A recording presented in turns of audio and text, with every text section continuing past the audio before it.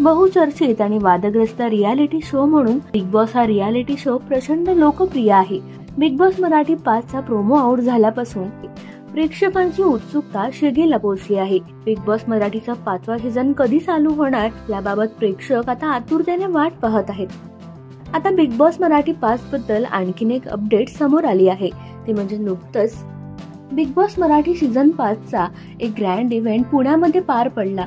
यावेळी big boss मराठीच्या माजी स्पर्धकांच्या उपस्थितीत हा इव्हेंट मोठ्या धमाकेदार पद्धतीने पार पडला.